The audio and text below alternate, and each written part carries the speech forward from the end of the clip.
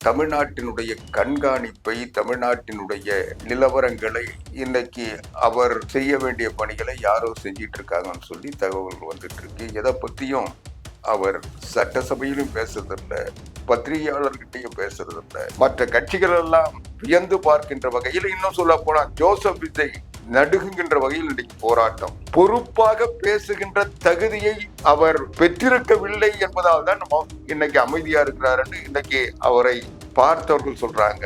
இங்கிருந்து போய் அங்கிருந்து அதிமுகவில் இருந்து ஆட்களை வேலுமணி போன்றவர்கள், சி.வி. சண்முகம் போன்றவர்கள் இந்த குட்கா விஜயபாஸ்கருடைய சதி திட்டத்தால் இவங்களெல்லாம் ஒருங்கிணைச்சு அவங்களை ஜோசப் விஜய் பக்கம் கொண்டு வந்துருவன்னு சொல்லி எம்ஆர்சி நகர்ல அவங்கள பர்ச்சேஸ் பண்ண காட்சிகள்லாம் நம்ம பார்த்தோம். அதிமுகவுடைய இந்த பிரச்சனை அத்தனைக்கும் காரணமாக இருந்த குட்கா விஜயபாஸ்கரை அவருடைய பினாமி ஆக இருந்து செயல்படுகின்ற அல்லக்கை நிர்மல்குமார். இன்னைக்கு ஜோசப் விஜய் ஆட்சி என்பது அது குட்கா விஜயபாஸ்கர் ஆட்சியா இருக்கணும், சி.வி. சண்முகம் ஆட்சியா இருக்கணும் அப்படின்னு நினைச்சுதான் இவங்க திட்டம் போட்டாங்க. அதுக்கு நிர்மல்குமார் தான் கருவியா இருந்து எல்லாத்தையும் செஞ்சவர். அண்ணா திராவிட முன்னேற்ற கழகத்தில் புரட்சி தமிழர் எடப்பாடியார் காலத்தில், புரட்சி தலைவி அம்மா காலத்தில் அறிமுகப்படுத்தப்பட்ட, கொண்டு வரப்பட்ட அவர்களுடைய சிந்தனையில், கொள்கையில் உதித்த திட்டங்களை எல்லாம் இன்னைக்கு திமுக கொஞ்சம் ஸ்டிக்கர் ஓட்டுச்சுன்னா மீதி அந்த ஸ்டிக்கர்லாம் கிடைச்சிட்டு இவங்க ஸ்டிக்கர் ஒட்டி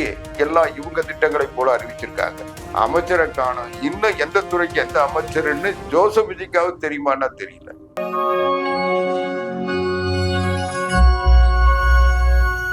தமிழழகு தமிழ் பழகு, தமிழாய்ந்து தமிழாய் தமிழ் பழகு, தொல்மொழி எங்கள் தமிழாகும், சொல்வளம் காட்டும் வழியாகும்.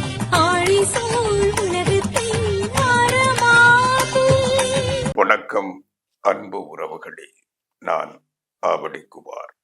ஊடகங்கள் பேசாத பொருளை உங்களோடு பேச வந்திருக்கிறேன். இந்த சேனலை எல்லாம் விரும்பி பார்க்குறீங்க, மகிழ்ச்சியா இருக்கு. பார்த்துட்டு கடந்து போயிடாம இதை சப்ஸ்கிரைப் பண்ணீங்கன்னா தொடர்ந்து நாங்கள் வெளியிடுகின்ற காணொளிகள், அது பற்றிய செய்திகள் உங்களுக்கு கிடைக்கும். அதனால இதுவரைக்கும் சப்ஸ்கிரைப் செய்யாதவங்க உடனே சப்ஸ்கிரைப் செய்து எங்களோடு இணைந்திருங்கள். நன்றி. ஜோசப் விஜய் ஆட்சிக்கு வந்து 100 நாள் கடக்க போறார். இந்த 100 நாள்ல தமிழ்நாட்டுக்கு 100% சொத்து வரியை உயர்த்தினது, தமிழ்நாட்டுக்கு மின்வெட்டை தந்தது, தமிழ்நாடு மின்சார கட்டணத்தை அபரிமிதமான உயர்த்தினது. அத கேட்டா அவங்களுக்கு சரி நாங்க அதிகம் வாங்கிட்டோம், அப்புறம் கழிச்சிக்கலாம், நீங்க உடனே கட்டிடுங்கன்னு சொல்லி நிர்பந்தப்படுத்தினது. எங்கு பார்த்தாலும் வன்முறை, போதை புழக்கம், அதனுடைய விளைவால் பெண்கள் வன்கொடுமை, காவல்துறையின் அடக்குமுறையால் லாக்அப் டெத்து, இது எல்லாவற்றையும் விட இன்னைக்கு பள்ளி மாணவர்கள் போதைக்கு அடிமையாகி ஒருவரை ஒருவர் கொலை செய்கின்ற ஒரு கொடுமையான சம்பவம் தொடர்ந்து நடந்துட்டு இருக்கு. கோயம்புத்தூர், அதனை தொடர்ந்து திருவொற்றியூர்னு இந்த போக்கு வளர்ந்துகிட்டு இருக்கு. இதையெல்லாம் கட்டுப்படுத்த வேண்டிய, கண்காணிக்க வேண்டிய முதலமைச்சர் ஜோசப் விஜய் எதை பத்தியும் கவலை இல்லாம காலையில அலுவலகத்துக்கு வர்றது, 5 மணி ஆனா கிளம்பி வீட்டுக்கு போறது, அதோட அடுத்த நாள் வரைக்கும் என்ன பண்றன்றதை யாருக்கும் தெரியாம ரகசிய வாழ்க்கை நடத்திட்டு இருக்காரு.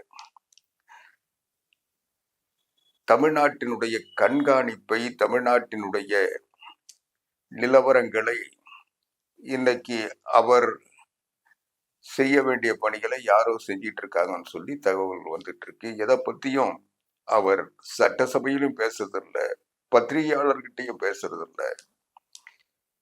அவர் எப்பவாவது ஒரு முறை எழுதி கொடுக்குற பஞ்ச் டைலாக மட்டும் பேசிட்டு நடிச்சிட்டு அதோட தன்னுடைய வேலையை பார்த்துட்டு இருக்காரு. ஆக இன்னைக்கு தமிழ்நாடு ஒரு தற்குறித்தனமான மனிதர்களின் பிடியில் சிக்கி இன்னைக்கு ஒரு செயலிழந்த நிர்வாகத்தை தமிழ்நாட்டுக்கு இன்னைக்கு வந்திருக்கு. காவிரியில விவசாயிகள் குறுவை சாகுபடி செய்ய முடியாம பயிர்கள் அழிந்து இன்னைக்கு பாதிக்கப்பட்டிருக்காங்க.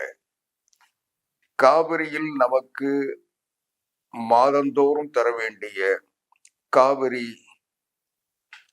நீர் நடுவர் மன்றத்தினுடைய தீர்ப்புப்படி காவிரி நதிநீர் ஒழுங்காற்று குழுவினுடைய அறிவுரைப்படி காவிரி நதிநீர் மேலாண்மை ஆணையத்தினுடைய கட்டளைப்படி ஆணைப்படி உச்ச நீதிமன்றத்தினுடைய தீர்ப்புப்படி தர வேண்டிய எந்த தண்ணியும் 2 மாதமா தமிழ்நாட்டுக்கு கிடைக்கல.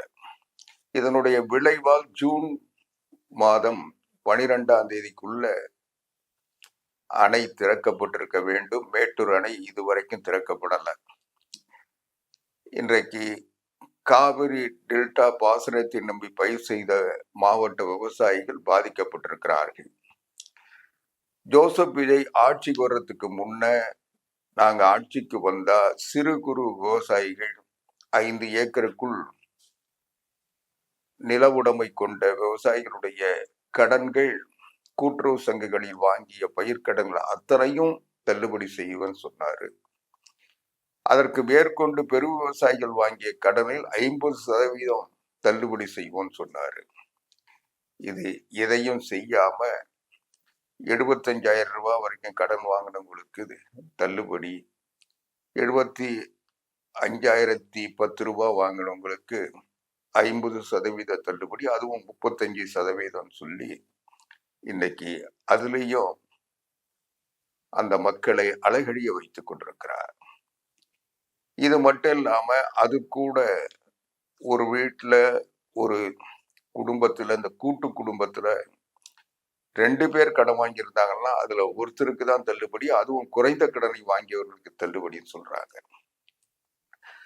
இது போதாததுக்கு இந்த நிலத்தடி நீரை பயன்படுத்தி பயிர் செய்வதற்கு 24 மணி நேர மின்சாரம் இந்த ஆட்சியால் தர முடியல, தர துப்பில்லை, அதுக்கான முயற்சி இல்லை. அதையும் மீறி அவர்கள் டீசல் போன்ற மின் மோட்டார்களை பயன்படுத்தி பயிர் செஞ்சு அந்த சாகுபடி செஞ்ச பயிரை கொள்முதல் செய்யறதுக்கு இன்னைக்கு இந்த அரசாங்கத்தால முடியல. இன்றைக்கு அந்த கொள்முதலில் இவர்கள் ஏற்படுத்திய தாமதத்தின் காரணமாக இன்றைக்கு மழையில் நனைஞ்ச அந்த பயிர்கள், விளைச்சல் செய்த பயிர்கள், நெல்கள் முளைச்சு இன்னைக்கு வீணா போயிருக்கு. இப்படி எந்த வகையிலும் உடனடியாக அந்த கொள்முதலை கூட செய்து அங்கிருந்து குடோன்களிலும் அரவை நிலையங்களுக்கு கொண்டு போறதுக்கான முயற்சியை எடுக்கல. இப்படி பல வகையில் இன்றைக்கு விவசாயிகள் தொடர்ந்து பாதிக்கப்பட்டு வராங்க. அதனுடைய விளைவா அவங்க தொடர்ந்து போராட்டங்கள் நடத்துறாங்க. அந்த போராட்டங்களுக்கு இந்த அரசாங்கம் எந்தவித மதிப்பும் தரல.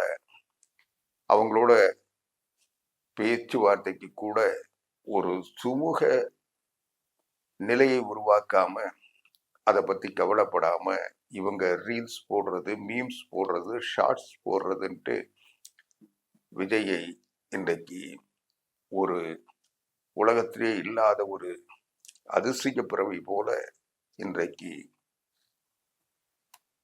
அவரை உருவாக்கிட்டு இருக்காங்க. அவர் சட்டசபைக்கு வந்தா மந்திரிக்கு விட்ட கோடின்னு சொல்லுவாங்க. அது மாதிரி அவர் பாட்டுக்கு உட்கார்ந்துக்கிட்டு என்ன நடக்குதுன்னு தெரியாம முடிச்சுக்கிட்டு இருக்காரு. இதுதான் தொடர்ந்து நடந்துகிட்டு இருக்கு. இது மட்டும் இல்லாம நம்முடைய அண்டை மாநிலமான கர்நாடகாவிலிருந்து நமக்கு கிடைக்க வேண்டிய காவிரி தண்ணீர், காவிரி நதிநீர் மேலாண்மை ஆணையம் உத்தரவிட்டதற்கு பிறகு அதை திறந்து விடல. அதை பெறுவதற்குரிய முயற்சியும் செய்யலன்றது மட்டும் இல்ல, அவங்க மேகதாது அணையை கட்டுறாங்க. அதை தடுப்பதற்கும் அந்த முயற்சிகளை நிறுத்துவதற்கும் எந்தவித முயற்சியும் செய்ய முடியாத நிலையில் ஒரு முதலமைச்சர் இருக்கிறார். இந்த நிலையில திடீர்னு என்ன பண்ணாங்க, அவங்களுடைய விவசாயத்துறை அமைச்சர் இந்த வினோத் யாருன்னு நினைக்கிறேன், அவர் சொன்னாரு, முதலமைச்சர் கர்நாடகாவுல போய் பேச போறாரு, பேசி இதுக்கெல்லாம் ஒரு முடிவு கொண்டு வந்துருவாருன்னு சொன்னாரு. அதுக்கு பிறகு கர்நாடக அரசு அவரை நாங்கள் வரவேற்கிறோம், அங்க அவர் அணைகளை எல்லாம் பார்வையிடுறதுக்கு மேகதாது அணை கட்டுகின்ற இடத்தை பார்வையிடுவதற்கு நாங்க ஹெலிகாப்டர் வசதி எல்லாம் செஞ்சு வச்சிருக்கோம், அதையெல்லாம் தயார் நிலையில இருக்கு, அவர் எப்ப வேணா வரலான்ற மாதிரி கர்நாடகாவில இருந்து செய்தி வந்தது. இந்த செய்தி வந்ததுக்கு பிறகு 13 பேரை கூட்டிக்கிட்டு நான் போறேன், 3ஆம் தேதி போறேன்னு சொல்லிட்டு விஜய் சொன்னதா செய்திகள் அரசு தரப்பில் வெளியிடப்பட்டது. அதற்கு பிறகு கர்நாடகாவில் இருந்து இங்க வராதீங்க, இங்க நிலவரம் சரியில்லை, ஏன்னா அதுக்கு முன்னால காவிரி நதி ஆணையத்தின் மேலாண்மை ஆணையத்தினுடைய உத்தரவுப்படி 15 நாட்களுக்கு ஒரு நாளைக்கு 3500 கனஅடி தண்ணீர் கர்நாடகா திறந்து விடணும்னு உத்தரவு போட்டாங்க. அந்த உத்தரவை கர்நாடகம் செயல்படுத்த மாட்டேன்னு அறிவிப்பு கொடுத்தது.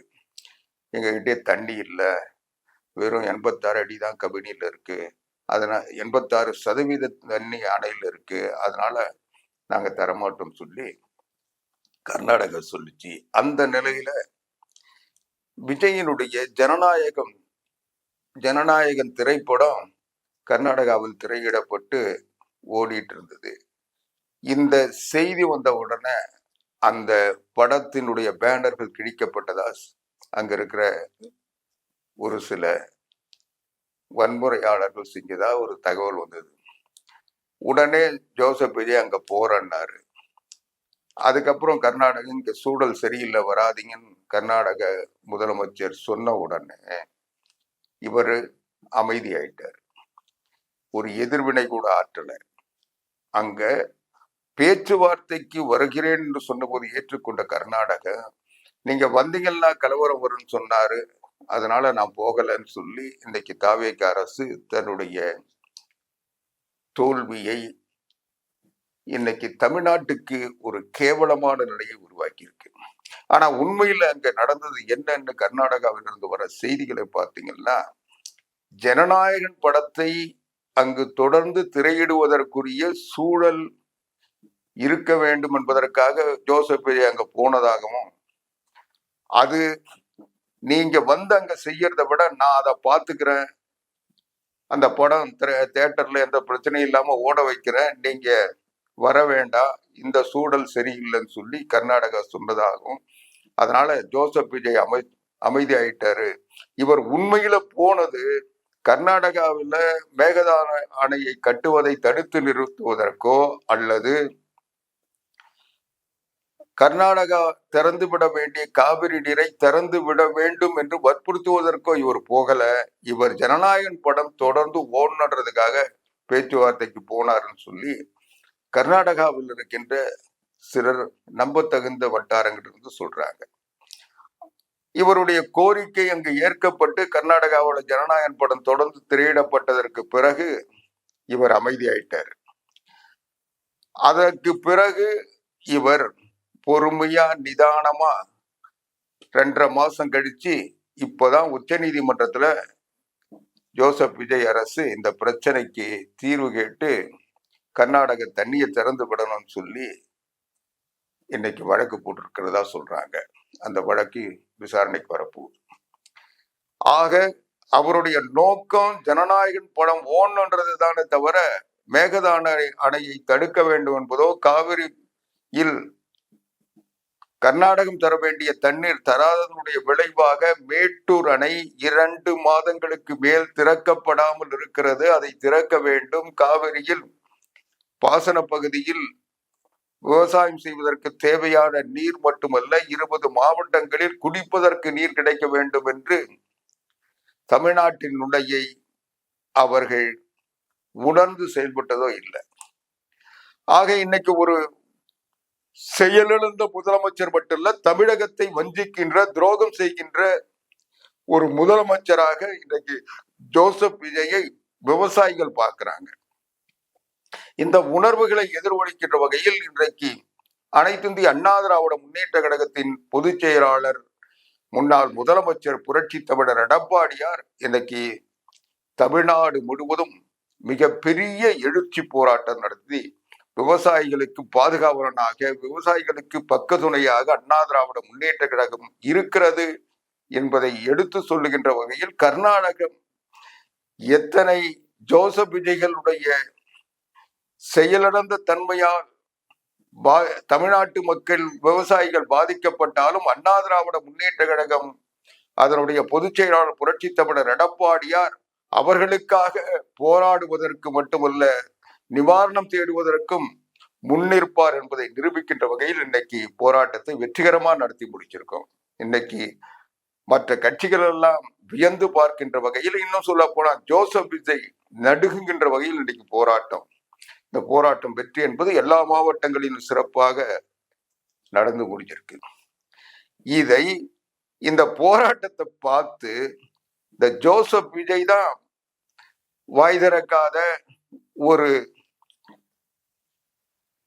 ஏதோ ஒரு மமதையில் இருக்காரா அல்லது அறியாமையில் இருக்காரான்னு தெரியாத ஒரு மௌன நிலையில இருக்கிறாரு. அவர் தான் வாய் திறக்க முடியல. வாய் திறந்தா ஏதாவது வந்துரும், அதனால ஒரு வாயில எதுவும் வந்துடக்கூடாதுன்றதுக்காக வாய் திறக்காம இருக்காரு. ஏன் பத்திரிகையாளர் சந்திக்கலாம், மேடையில எழுதி கொடுத்தா படிக்க சொல்லியே ஏதாவது வந்துரும்ன்றாரு. பத்திரிகையாளர்கிட்ட தன்னிச்சையா பேச சொல்ல வந்துடாதா? அதனால அவர் ஒரு பொது மேடையில் அல்லது பொது வெளியில் பொறுப்பாக பேசுகின்ற தகுதியை அவர் பெற்றிருக்கவில்லை என்பதால் தான் நம்ம இன்னைக்கு அமைதியா இருக்கிறாருன்னு இன்னைக்கு அவரை பார்த்தவர்கள் சொல்றாங்க. ஏன்னா அவருடைய பேச்சு அந்த தற்குறித்தனமாக, தான் தோன்றித்தனமாக, ஒரு பொறுப்பற்ற முறையில் பொதுவெளியில் பேசுவதற்கு சரியான நிலைப்பாடு இல்லாத தவறான அந்த நடிப்பு சார்ந்து ஒரு பொறுப்பற்ற பேச்சுகளை அவர் பேசுகிறார் என்பதால் அதை பேசுவதை அவருடைய ஆலோசகர்கள் தவிர்த்து வருகிறார்கள். அவர்களுடைய ஆலோசனை ஏற்று அவர் தவிர்த்து வர்றாருன்னு சொல்றாங்க. இது ஒரு முறை இருக்கு சொல்ல. இவர் பேச வேண்டியதெல்லாம் பேசுறதுக்குன்னு ஒரு 2 அல்லக்கைகள் வச்சிருக்காரு. 1 ஆதவர்ஜினா, 2 நிர்மல்குமார். இந்த 2 அல்லக்கைகளுக்குள்ள போட்டி. ஜோசப் விஜயை நம்ப வைக்கிறதுக்கு ஆதவர்ஜினாவுக்கும் நிர்மல்குமாருக்கும் போட்டி. இதுல நிர்மல்குமார் சொல்றாரு, அதிமுகவுல எந்த அணி ஆர்ப்பாட்டம் நடத்துது, எடப்பாடி பழனிசாமி அணியா இன்னொரு அணியான்னு சொல்லி எகத்தாளமாக குழுப்பேறி போய் திமிர்த்தனமா பேசுறாரு. அவர் திமிர்த்தனமா பேசுறது அவருடைய தகுதியை மீறிய செயல்னு எல்லாரும் சொல்றாங்க. ஆனா என்ன பொறுத்த வரைக்கும் நிர்மல்குமார் அதிமுக, அதுவும் எடப்பாடி பழனிசாமி போட்ட பிச்சையில் அரசியல் மறுவாழ்வு பெற்றவர். அன்னைக்கு எடப்பாடி பழனிசாமி அவர்கள் வீட்டுக்கு வந்து அவர்கிட்ட காலில் விழுந்து பதவி கட்சியில சேர்ந்து அதுக்கப்புறம் அண்ணா திராவிட முன்னேற்ற கழகத்தின் ஐடி விங் இணை செயலாளர் பதவி தந்து அவருக்கு தேவையானதெல்லாம் செஞ்சு அவரை, இன்னும் சொல்ல போனா பாரதிய ஜனதா கட்சியோட கூட்டணி இருந்த நேரத்துல இவர் பாரதிய ஜனதா கட்சியினுடைய தலைவராக இருந்த அண்ணாமலைக்கு எதிராக அவருக்கு அவருடைய வார் ரூம்ல இருந்து இவர் வெளியேறி அவரை விமர்சித்த போது அவரை ஏற்றுக்கொண்டதால் அதிமுக பிஜேபி உறவு கூட பாதிக்கப்பட்டது. அதையெல்லாம் மீறி இவரை அதிமுக சேர்த்ததுக்கு காரணம் அவரை பர்ச்சேஸ் செய்து கொண்டு வந்தவர் குட்கா விஜயபாஸ்கர். குட்கா விஜயபாஸ்கர் சொல்றதா இன்னைக்கும் நிர்மல்குமார் கேட்பார். நிர்மல்குமார் குட்கா விஜயபாஸ்கருடைய அல்லக்கை. இந்த விஜயபாஸ்கர் சொல்லிதான் அதிமுக சேர்த்தோம், அவருக்கு பதவியும் தந்து அடைக்கலம் தந்து அவருக்கு மரியாதையா அவரை ஏன்னா அவர் ஆர்எஸ்எஸ்ல பயிற்சி பெற்றவர், ஆர்எஸ்எஸ்ல நீண்ட நாள் இருந்தவர், பாரதிய ஜனதா கட்சியில் பயணித்தவர். அண்ணாமலைக்கு முகமாக இவர் இருந்து அவருடைய வார் ரூமை இவர் பார்த்துட்டு இருந்தவர். அப்படிப்பட்டவரை அதிமுகவுல கொண்டு வந்து அவருக்கு தேவையானதெல்லாம் செஞ்சு அவருடைய பிரச்சனைகளை எல்லாம் தீர்த்து இங்கிட்டு வந்து அவரை பாதுகாத்தவர் இந்த குட்கா விஜயபாஸ்கர். ஆக இன்னைக்கு அந்த குட்கா விஜயபாஸ்கரை வச்சு இவர் அதிமுகவுல எப்படி நுழைஞ்சாரோ அதுபோல அதிமுகவுல இருந்து இன்னைக்கு ஜோசப் விஜய்க்கு இங்கிருந்து போய் அங்கிருந்து அதிமுகவுல இருந்து ஆட்களை வேலுமணி போன்றவர்கள், சி வி சண்முகம் போன்றவர்கள் இந்த குட்கா விஜயபாஸ்கருடைய சதி திட்டத்தால் இவங்களெல்லாம் ஒருங்கிணைச்சு அவங்கள ஜோசப் விஜய் பக்கம் கொண்டு வந்துருவேன்னு சொல்லி எம்ஆர்சி நகர்ல அவங்கள பர்ச்சேஸ் பண்ண காட்சிகள்லாம் நம்ம பார்த்தோம். இந்த சதி அத்தனைக்கும் அல்லக்கை நிர்மல்குமார் தான் செஞ்சாருன்றது அதிமுகவில் இருக்கிற அதிமுகவை அறிந்த தலைமையோடு நெருக்கமாக இருக்கிற எல்லாருக்கும் தெரியும். அப்படிப்பட்ட நிலையில தான் இன்னைக்கு அதிமுகவில் இந்த பிரச்சனை அத்தனைக்கும் காரணமாக இருந்த குட்கா விஜயபாஸ்கரை அவருடைய பினாமி ஆக இருந்து செயல்படுகின்ற அல்லக்கை நிர்மல்குமார். இந்த நிர்மல்குமார் என்ன சொல்றாரு, அதிமுகவுல வந்து இன்னைக்கு இந்த குட்கா விஜயபாஸ்கர், அந்த பத்திரப்பதிவு விஜயபாஸ்கர் போன்ற இந்த பச்சோந்திகள் அவருக்கு இன்னைக்கு துணையா இருக்கிறதுனால பல கட்சிகளை தாவி வந்தவர்களை வைத்துக்கொண்டு இந்த கட்சியை பயன்படுத்தி ஜோசப் விஜயை அவர்கள் நெருக்குதல் தந்து தன்னுடைய கட்டுப்பாட்டில் வைத்துக் கொள்ளலாம் என்று அவங்க முயற்சி பண்றாங்க. இன்னைக்கு ஜோசப் விஜய் ஆட்சி என்பது அது குட்கா விஜயபாஸ்கர் ஆட்சியா இருக்கணும், சி வி சண்முகம் ஆட்சியா இருக்கணும் அப்படின்னு நினைச்சுதான் இவங்க திட்டம் போட்டாங்க. அதுக்கு நிர்மல்குமார் தான் கருவியா இருந்து எல்லாத்தையும் செஞ்சவர்.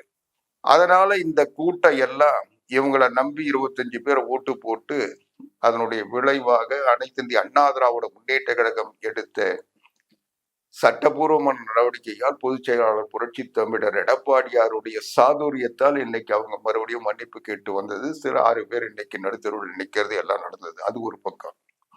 இப்போ இந்த முயற்சியில இவங்க நிர்மல்குமார் இன்னைக்கு அசிங்கப்பட்டு அவமானப்பட்டு அதிமுகவை பிரிக்க முடியாமல் பிளக்க முடியாமல் அங்க இருக்கிற உறுப்பினர்களை கொண்டு போய்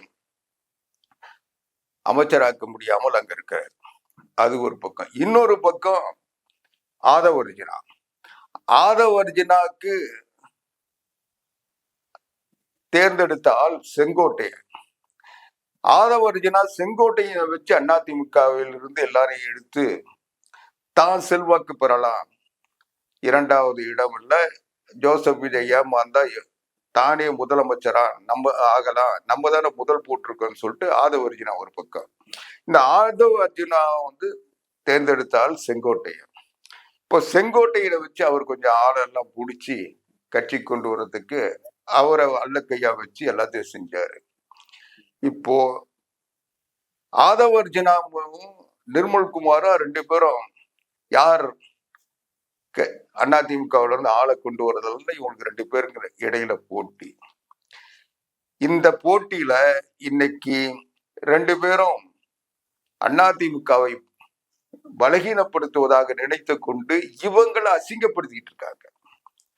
இன்னைக்கு அவர்களை நம்பி போன குட்கா விஜயபாஸ்கர்ல இருந்து, பத்திரப்பதி விஜயபாஸ்கர்ல இருந்து, உடுமலை ராதாகிருஷ்ணன்ல இருந்து, கடம்பூர் ராஜில இருந்து போகிறது காத்திருக்கிற சி வி சண்முகத்துல இருந்து, வேலுமணியில இருந்து எல்லாரும் இன்னைக்கு அவமானப்பட்டு அசிங்கப்பட்டு அதிமுக தொண்டர்களால் இன்றைக்கு சபிக்கப்பட்டு இருக்கிறார்கள். இந்த நிலையில இவங்க கடைசியில இவங்க என்னன்னா, இவங்களால ஜோசப் விஜய் ஆட்சியை காப்பாற்ற முடியாது என்ற நிலை வந்துருச்சு. ஏன்னா அதிமுகவுல இருந்து சட்டமன்ற உறுப்பினர்கள் யாரும் அவங்க கையில இப்போ இல்லை. எல்லாம் அவங்க பதவி ராஜினாமா பண்ணிட்டு போனவங்க அல்லது அதிமுகவுக்கு பயந்து மன்னிப்பு கடிதம் கொடுத்தவங்க தான் இருக்காங்க. இன்றைக்கு சட்டமன்ற உறுப்பினராக இருக்கின்ற ஜோசப் விஜய் தலைமையை ஏற்றுக்கொண்ட சட்டமன்ற உறுப்பினர்கள் கூட இன்னைக்கும் ஜோசப் விஜயினுடைய தொடர்பில் இருக்கின்ற இந்த தலைவர்களாக நடித்துக் கொண்டிருப்பவர்கள் கூட புரட்சி தமிழர் எடப்பாடியாரின் மன்னிப்பால் இன்றைக்கு பிழைச்சிருக்கவங்க தானே தவிர அவங்க இல்லைன்னா அவங்களுடைய எம்எல்ஏ பதவி என்றைக்கோ முடிவுக்கு வந்திருக்கும். இப்ப இந்த நிலையில ஜோசப் விஜய் இவங்க 2 பேரையும் நம்பாம திமுக கட்சியிலிருந்து ஆட்களை வாங்கினதனுடைய விளைவுதான் இன்னைக்கு ஆட்சி அமைக்க முடிஞ்சது அல்லது ஆட்சி தொடர முடிஞ்சது. இந்த அப்படி விலைக்கு வாங்கப்பட்டவர்கள் இன்னைக்கு திமுக கூட்டணி கட்சியிலிருந்து திமுகவினுடைய தலைமையை ஏற்றுக்கொண்டு முதலமைச்சராக மு.க. ஸ்டாலின் வர வேண்டும் என்பதற்காக பெற்ற வாக்குகளை வைத்து சட்டமன்ற உறுப்பினர்களாக தேர்ந்தெடுக்கப்பட்டவங்க. அவங்க தான் இன்னைக்கு திமுகவினுடைய கூட்டணி கட்சியில இருப்பவங்க. இன்னும் காங்கிரஸை தவிர வேற யாரும் அந்த கூட்டணியிலிருந்து வெளியேறல. அந்த காங்கிரஸ் கூட INDIA கூட்டணியில திமுக இருக்குன்னு தான் சொல்லிட்டு இருக்காங்க. வந்து போகாதீங்கன்னு தான் பிடிச்சிட்டு இருக்காங்க. ஆக அந்த காங்கிரஸ் கூட இன்னும் முழுமையா இங்க சொல்லிட்டு இருக்காங்களே ஒழிய, ஆனா டெல்லியில இருந்து திமுகவை கூப்பிட்டுக்கிட்டு இருக்காங்க. இதுல சேர்ந்துருங்கன்னு சொல்றாங்க. INDA கூட்டணி ஒற்றுமையானதுன்னு இன்னைக்கும் சொல்லிட்டு இருக்காங்க. இத வெளிப்படையா இன்னைக்கு திமுகவினுடைய அமைப்பு செயலாளர் RS பாரதி என்ன சொல்றாரு, நாங்க குத்தகைக்கு விட்டிருக்கோம். இந்த கூட்டணிக்கு இன்னைக்கு ஜோசப் விஜயை ஆதரிக்கின்ற ஜோசப் விஜய் கூட்டணி அமைச்சரவையில் அங்கம் வகிக்கின்ற கட்சிகள் எல்லாம் நாங்க குத்தகைக்கு அவங்களுக்கு விட்டிருக்கோம். அவங்க 6 மாசம் 11 மாசம் 2 தவணையில அவங்க விலை போயிருக்காங்க, குத்தகைக்கு போயிருக்காங்க. 6 மாசம் கழிச்சு அவங்க திரும்பி வந்துருவாங்க. 11 மாசம் கழிச்சு ஒரு சிலர் ஆதரவு திரும்ப வந்துருவாங்க அப்படின்னு அவர் உறுதியா சொல்றாரு. இதுவரைக்கும் பதில் சொல்றதுக்கு திமுக கூட்டணியில கட்சியில நாங்க குத்தகைக்கு போல, நாங்க உண்மையாதான் ஜோசப் விஜய் கூட்டணியில மந்திரி சபையில இடம் பெற்றிருக்கோம், எங்களுக்குள்ள கொள்கை உடன்பாடு, எங்களுக்குள்ள நாங்க ஒப்பந்தம் போட்டு இந்த ஆட்சிக்கு கூட்டு அமைச்சரவை அமைச்சிருக்கோம்னு சொல்லி அவங்களால சொல்ல முடியல, சொல்ல மாட்டாங்க. ஏன்னா உண்மை குத்தகைக்கு போனதா இன்னைக்கு திமுக கூட்டணியில இருக்குன்றத விடுதலை சிறுத்தைகள்ல இருந்து எல்லாரும் சொல்லிட்டு தான் இருக்காங்க. இப்படி குத்தகைக்கு வாங்கி ஆட்சி நடத்திட்டு இருக்கு. எத்தனை நாள் வண்டி ஓடும்? இந்த பட்ஜெட்ல இன்னைக்கு இவங்க சொன்ன வாக்குறுதி எதையும் செயல்படுத்துவதற்குரிய முயற்சி செய்யல.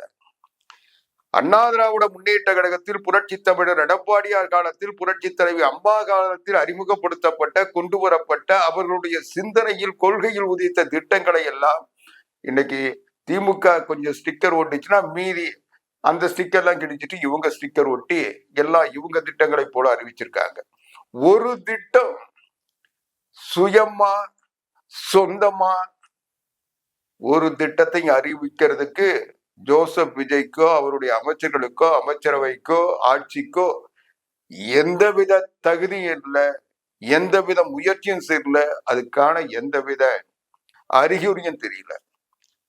தேர்தல் நேரத்துல சொன்ன வாக்குறுதி உன்னையும் செய்யலனாலும் பரவாயில்ல, ஏற்கனவே மக்களுக்கு இருந்த திமுக ஆட்சியிலே அதிகமான கொடுமைகளை மக்கள் சந்திச்சோம். ஆனா இந்த ஆட்சி வந்ததுக்கு பிறகு அதுக்கு நிவாரணமாக தருவாங்கன்னு பார்த்தா அந்த நிவாரணம் தராம இன்னைக்கு அதை விட கொடுமை, இன்னைக்கு 100% சொத்து வரி உயர்வு, மின்கட்டண உயர்வு, மின்வெட்டு, சட்டம் ஒழுங்கு சீர்கேடு, மக்கள் நடமாட அச்சப்படுகின்ற சூழ்நிலை மட்டும் இல்ல, பள்ளிக்கூடங்களுக்கு மாணவர்களை குழந்தைகளை அனுப்ப முடியாத ஒரு கேவலமான நிலை. கேட்டா கோஷ்டி தகராறு, செத்துட்டாங்க, வெட்டிட்டாங்க, குத்திட்டாங்க, கொலை பண்ணிட்டாங்கன்றாங்க. காவல்துறையை கையில வச்சிருக்கிற ஜோசப் விஜய் வாய் திறக்கிறது கூட அந்த பூட்டு எங்க இருந்து வாங்கிட்டு வந்து போட்டாங்கன்னு தெரியல. காலையில பூட்டு போட்டு உட்கார வச்சாங்கன்னா அந்த முழிக்கிறதோடு சரி. இப்படிப்பட்ட ஒரு முதலமைச்சரை தமிழ்நாடு இன்னைக்கு பெற்றிருக்கு. கேட்டா இந்த அறை போதல, நான் புதுசா பெரிய தர்பார் மண்டபத்தை கட்டி கடலை பார்த்தாதான் எனக்கு மூடு வரும்னு சொல்லி அதுக்கு இன்னைக்கு தமிழ்நாட்டு கடனாதாசி ஆயிடுச்சு. கடங்கார மாநிலமா இருக்கு. மக்களுக்கு சொன்ன வாக்குறுதியை தர முடியல. ஆனா இவருடைய அறையை புதுப்பிப்பதற்கு இவருக்கு தர்பார் மண்டபம் கட்டுறதுக்கு 10 கோடி செலவு பண்றாங்க. அதுக்கு உடனடியா டெண்டர். சிந்திச்சு பாருங்க. இன்னைக்கு ஒரு முதலமைச்சர் எங்க போனாலும் தனி விமானம், இவருடைய நண்பர்களை ஏத்திட்டு தனி விமானத்துல போறாரு.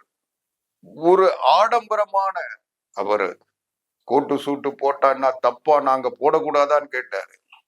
அதாவது அவர் சொந்த காசுல கோட்டு சூட்டு போட்டிருப்பாரு. ஆனால் இன்னைக்கு அரசாங்க கட்டடத்துல முதலமைச்சருக்கு இருக்கின்ற ஏற்கனவே புரட்சி தலைவர்ல இருந்து, பேரறிஞர் அண்ணாவில இருந்து, கருணாநிதியில இருந்து, புரட்சி தமிழர் எடப்பாடியார்ல இருந்து, புரட்சி தலைவி அம்மா அவர்களிலிருந்து, ஏன் கடைசியா ஸ்டாலின்ல இருந்து எல்லாம் இருந்த அந்த அறைய